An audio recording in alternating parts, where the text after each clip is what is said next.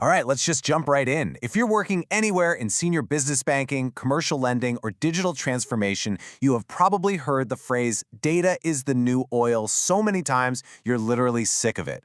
I mean, it's a massive industry cliche at this point, right? But in this explainer today, we're going to completely dismantle that myth. We're looking at a brilliant piece of analysis from AIforbusinessbanking.com that argues the whole oil analogy was basically the wrong frame for banking from the very start. And why is that? Well, because oil is homogeneous. A barrel extracted literally anywhere can be graded and priced against one global standard.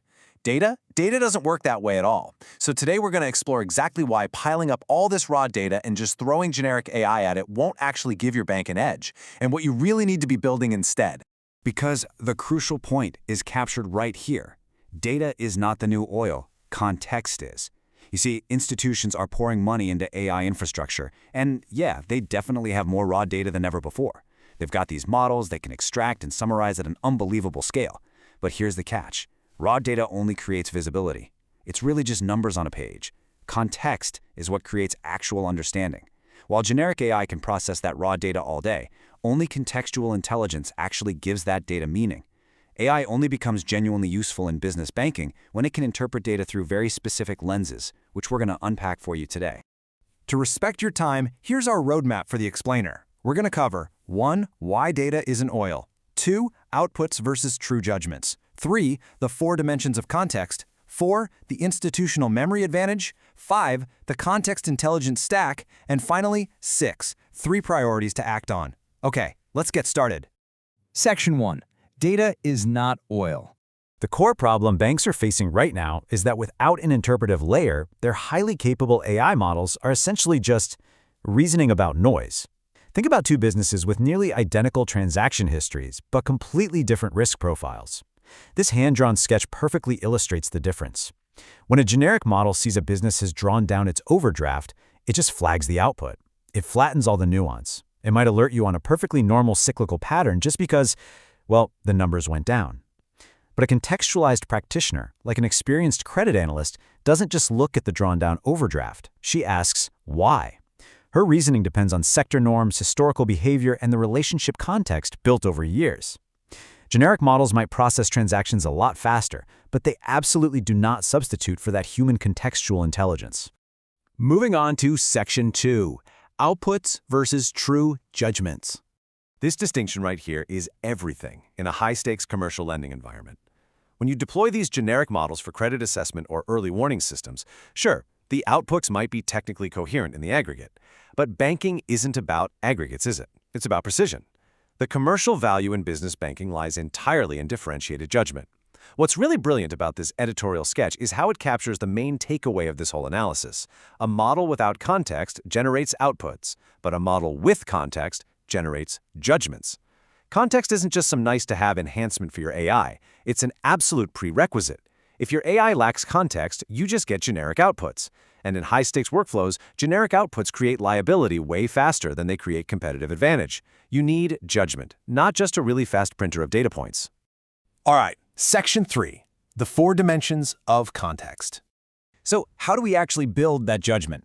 Context in business banking isn't some vague philosophical idea. It's highly tangible. Notice how this diagram builds out 4 specific pillars: sector, seasonality, business model, and institutional memory. Without all 4 of these lenses applied, the signal your AI receives is fundamentally incomplete. You literally need to know what industry is generating the data, when the signal is arriving, how the business actually makes its money, and what the bank already knows about this specific customer. Let's see exactly how this plays out in the real world with a practical example. Let's look at this setup. Imagine one single signal. A cash balance suddenly drops by 40%. If you feed that raw data into a generic AI, it screams distress. But let's apply the context of sector and seasonality. If that 40% drop happens in October for a retail business, they're just prepping for peak holiday season by stocking up on inventory. That's totally normal. If it's a construction business, they might just be managing cash timing around big milestone payments. A hospitality operator, well, they might just be entering their slow winter season. But for a logistics company, maybe they're facing a severe fuel cost spike. It's the exact same data, but it sends completely opposite signals. A bank running without contextualized AI is basically asking a model trained on averages to reason about exceptions, and that's a recipe for disaster.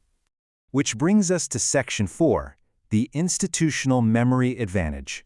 Let's focus on what might actually be the most valuable of those 4 dimensions. See, while you can go out and buy sector and seasonality data, institutional memory exists entirely within your own bank's walls. It's your ultimate competitive differentiator. Institutional memory is all that accumulated knowledge across a relationship. It's knowing exactly how a specific customer behaved during previous economic downturns, or exactly where their pressure points were during a massive expansion cycle. The huge problem is, right now, this incredibly valuable context is locked away in unstructured credit memos, account reviews, and RM notes. It's basically sitting in a digital filing cabinet. It's not queryable, and it's sure not connected to the models assessing those customers. If your AI can't access this dimension, its outputs will always be narrow and limited. So how do we fix this?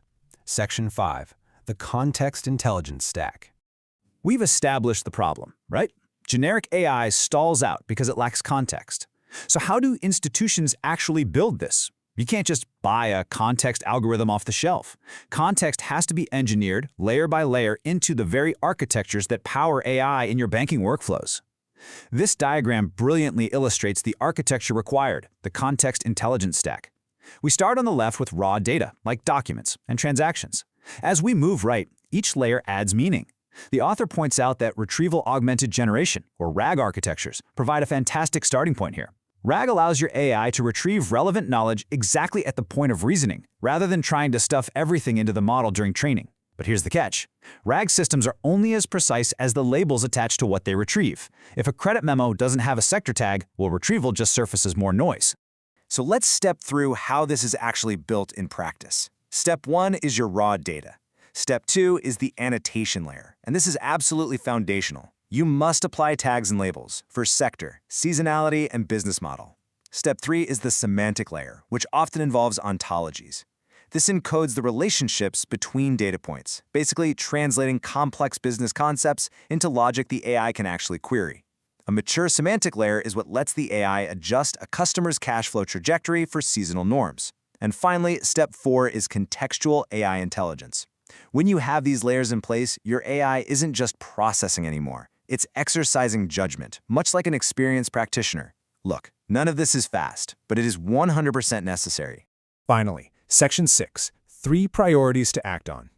If you're a digital transformation or risk executive watching this explainer, the theory is great, but what do you actually do on Monday morning? Here is your action plan directly from the source material.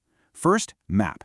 You need to define the 4 context dimensions: sector, seasonality, business model, and customer history for your specific portfolio.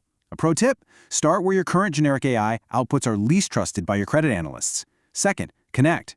Build retrieval architectures like RAG that surfaces context exactly at the point of AI reasoning. Remember, context that's accessed after an output is generated isn't context at all. It's just a manual correction. Third, layer.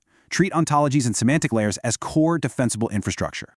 Because at the end of the day, context engineering is absolutely not just a data science problem. It is a fundamental business and product problem. The banks that invest in this infrastructure right now are going to accumulate contextual intelligence that their competitors simply won't be able to replicate. If you treat it as optional, you're going to be left with models generating generic outputs that your most experienced practitioners simply do not trust. It's a fascinating look at the real future of AI in financial services. If you want to dive deeper and really understand how applying this contextual intelligence reshapes the Customer 360, I highly recommend reading the full op-ed over at aiforbusinessbanking.com. But as we wrap up this explainer, I want to leave you with one final provocative thought. Will your institution treat context engineering as optional and settle for generic outputs? Or will you build an AI capability that actually compounds over time? Thanks so much for learning with us, and we'll see you next time.